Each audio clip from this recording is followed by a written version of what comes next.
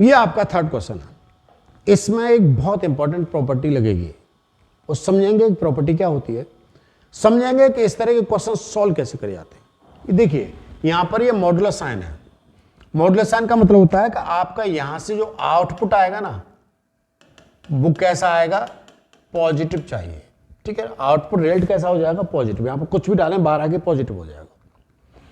अब हम ये सोचते हैं कि इस तरह की क्वेश्चन में कौन सी प्रॉपर्टी लगती है। तो पहली प्रॉपर्टी क्या मतलब है उसे समझ लें कि यदि आपके पास कोई नंबर ए से लेके सी तक है और इसके बीच में बी है और यहां पर एफ एक्स डी एक्स है, तो ये लिमिट ब्रेक हो जाती है ए से B F X D X तक, फिर बी से लेके C F X D X तक। ऐसे इस लिमिट को ब्रेक कर सकते हो। जैसे यहां से 1 से लेकर 4 है तो 1 से 2 तक, ठीक है, फिर 2 से लेकर 4 तक आप ऐसे ब्रेक कर सकते हो। अब जब आप ये देखेंगे इस तरह के क्वेश्चन आते हैं तो लिमिट ब्रेक कहां होगी, मतलब ये चीज टूटेगी कहां पर, बीच में कहां पर टूटेगी, ब्रेक कहां पर होगी। तो उसके लिए सबसे अच्छा तरीका रहता है कि आप एक्स क्यू जो मॉडुलस के अंदर दे रखा है उसको 0 के बराबर रख लें। जो मॉडुलस के अंदर दे रखा है उसे 0 के बराबर रख लें, ठीक है, और एक्स की वैल्यू निकालें। यहां पर एक्स की वैल्यू निकालोगे तो क्या होगा, एक्स स्क्वायर माइनस का 1 बराबर 0 आएगा, एक्स ब्रैकेट एक्स माइनस 1 आएगा, एक्स प्लस 1 बराबर 0 आएगा। तो एक्स बराबर 0 आ जाएगा, एक्स बराबर 1 आ जाएगा और एक्स बराबर कितना हो जाएगा, -1 आ जाएगा। तो ये लिमिट है ना वो -1 0 1 पे टूटेगी। ध्यान रखिएगा, नंबरों को सिस्टमेटिक लिख रहे हैं क्रमबद्ध तरीके से। तो आपके पास यहाँ लिमिट क्या है, आपके पास लिमिट है -1 से लेकर 2 तक। तो आपकी बाउंड्री क्या है, आपकी बाउंड्री है -1 से लेकर 2 तक, ठीक है। इसके अंदर ही किसी नंबर पर लिमिट टूटेगी। तो -1 तो ये आ गया, इसके बाद क्या आएगा, 0 आएगा, फिर क्या आएगा, 1 आएगा। पहले 0 लिखा जाएगा इधर, फिर इधर 1 लिखा जाएगा, डिसेंडिंग ऑर्डर में असेंडिंग ऑर्डर में लिखे जाएंगे। अब आप इस क्वेश्चन को कैसे लिखोगे, इसे लिखोगे आई इक्वल टू, लिमिट को ब्रेक करिए -1 से लेकर 0 तक, -1 से 0 तक। यहां पर फंक्शन को लिखिए, फंक्शन क्या था आपका, x Q minus x D x. इतना लिख लिया, पहले आप लिख लीजिए, उसके बाद देखना क्या करना। फिर आएगा 0 से लेकर 1 x Q minus x D x. फिर क्या आएगा, -1 से 0, 0 से 1, फिर कितना आएगा, 1 से लेकर 2 x Q minus x D x, ये आएगा। अब देखिए, अब आपको क्या करना है, अब आपको यह सोचना है कि यदि यहां पर x की वैल्यू में -1 और 0 के बीच में लूं तो इस फंक्शन की वैल्यू कैसी आएगी, इस फंक्शन की वैल्यू कैसे आएगी, पॉजिटिव आएगी या नेगेटिव आएगी। देखो इसके बीच में क्या हो सकता है, इसके बीच में कोई नंबर हो सकता है -1/2। मैं कह रहा हूं इसके बीच में से कोई वैल्यू पुट करें यहां पर, तो -1/2 का स्क्वायर करेंगे तो -1/8 आ जाएगा, और -1/2 यहां पर पुट करेंगे तो +1/2 आ जाएगा।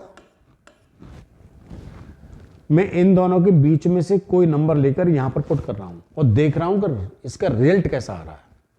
इसका रिजल्ट कैसा आ रहा है कि जब इसके बीच में से मैं -1/2 पुट करूंगा तो ये -1/8 आ जाएगा, और यहां पर -1/2 करूंगा तो +1/2 आ जाएगा। इसे सॉल्व करने पर पॉजिटिव आएगा ना, भाई ये बड़ा है और ये छोटा है, तो ये रिजल्ट पॉजिटिव आ रहा है, तो इसका मतलब बाहर रिजल्ट क्या रहेगा, पॉजिटिव ही रहेगा। समझ गए ना, क्योंकि आउटपुट आपको क्या चाहिए, पॉजिटिव, और यहां पर रिजल्ट क्या आ रहा है, आउटपुट पहले से पॉजिटिव आ रहा है, ठीक है। अब जरा यहां पर देखिए, इसके बीच में से कोई वैल्यू यहां पर पुट करोगे, मान लेता हूं इसके बीच में क्या पुट करेंगे, 1/2 है, तो 1/2 पुट करेंगे तो 1/8 आ जाएगा और -1/2 आ जाएगा। तो ये रिजल्ट कैसा आ गया, नेगेटिव आ गया। तो इसका मतलब है ये रिजल्ट इसके बीच में से किसी नंबर को पुट करने पर नेगेटिव आ रहा है।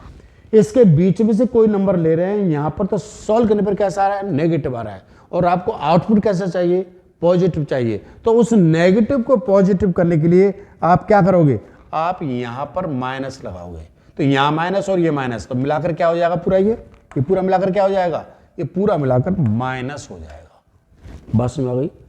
क्यों यहां पर माइनस लगाया मैंने, क्योंकि इसका रिजल्ट नेगेटिव आ रहा है, उस नेगेटिव को पॉजिटिव करने के लिए मैंने बाहर क्या लगा दिया, नेगेटिव। तो ये पूरी वैल्यू क्या हो गई, पॉजिटिव, पूरा आउटपुट क्या हो गया, पॉजिटिव हो गया। अब जरा आप ये देखें, इसके बीच में से, इसके बीच में क्या हुआ, 3/2 हो जाएगा। तो 3/2 का क्यू, 3/2 का क्यू -3/2 इतना आएगा ना। ये कितना हो जाएगा, 27/8 -3/2। ठीक है ना। तो इसमें क्या हो जाएगा, कौन सा पॉजिटिव आएगा, ये आपके पास 8 आ गया, तो ये 27 आ गया और ये आ गया 12, ये पहले से पॉजिटिव आएगा। पूरा रिजल्ट कैसा आएगा, पॉजिटिव, क्योंकि ये नंबर बड़ा है और ये नंबर छोटा है, तो रिजल्ट पॉजिटिव है, तो बाहर क्या रहेगा, पॉजिटिव ही रहेगा। तो ये आप समझ गए कि क्या वैल्यू पुट करने पर कैसे डिसाइड होंगे नंबर, ठीक है, बात समझ आ गई। अब आप इसे इजीली क्या कर सकते हो, इंटीग्रेट कर सकते हो, कहां पर नेगेटिव लगेगा कहां प्लस लगेगा, ये बात क्लियर है ना, ठीक है। अब जरा देखिए आई बराबर क्या रहेगा, इसको इंटीग्रेट करोगे तो x की power 4/4 minus x square upon 2 आएगा। लिमिट क्या रहेंगी, -1 से लेकर 0 तक, माइनस रहेगा, ये क्या रहेगा, x की पावर 4/4 माइनस का x square upon 2, 1 to 0 plus x की power 4/4 minus x square upon 2, 2 to 1, इतना आएगा। आई बराबर 0 पुट करेंगे और फिर -1 पुट करेंगे, -1 पुट करेंगे तो 1/4 आएगा, -1/2 आएगा। ध्यान रखिए, एक बात समझ लें, आपने 0 पुट करा, यहां पर 0 पुट करें हम तो 0 आएगा, माइनस का साइन लगाएं, फिर आप इसमें -1/, पुट करें तो -1/, पुट करेंगे तो 1/4 आएगा ना, ये तो -1 की पावर 4 पॉजिटिव हो जाएगा और यहां पर ही पॉजिटिव हो जाएगा, तो 1/2 आ जाएगा, तो ये नंबर ऐसा आ जाएगा, ठीक है। माइनस आप यहां पर 1 पुट करेंगे तो 1/4 आएगा और ये कितना आएगा, 1/2 आएगा, माइनस 0 पुट करेंगे तो पूरा 0 हो जाएगा, इतना आ गया। फिर क्या होगा, आप 2 पुट करेंगे, 2 पुट करेंगे तो कितना हो जाएगा, 2 2 4 2 8 16, 16/4 आ जाएगा, -4/2 आ जाएगा। फिर आपके पास कितना हो जाएगा, 1 पुट करेंगे तो 1/4 आ जाएगा, माइनस का 1/2 आ जाएगा, इतना आ गया, ठीक है। सॉल्व कर लो भाई, आई बराबर कितना हो जाएगा, यहां पर आपका बचेगा 1/4 माइनस 1/2, तो -1/4 प्लस 1/4 आएगा इसको सॉल्व करने पर, ठीक है ना। यहां पर माइनस का रहेगा, ये कितना रहेगा, माइनस का 1/4 आएगा, यहां पर ये माइनस है तो ये प्लस 1/4 हो जाएगा, ठीक है। यहां पर आपके पास 4 - 2, 2 आएगा प्लस का 4 - 2, इसको सॉल्व करने पर माइनस का ये है और यहां से माइनस का 1/4 आएगा तो प्लस का 1/4 हो जाएगा। सॉल्व करने पर कितना नंबर आ रहा है, ये 4 है, एलसीएम ले लें इसका तो कितना हो जाएगा, ये 1 + 1 + 8 + 1 कितना हो गया, ये 10 11/4। आई बराबर कितना आएगा, 11/4 आएगा। क्लियर है ना। कैलकुलेशन पर बहुत सावधानी बरतनी है, अदरवाइज सब कुछ गलत हो जाएगा।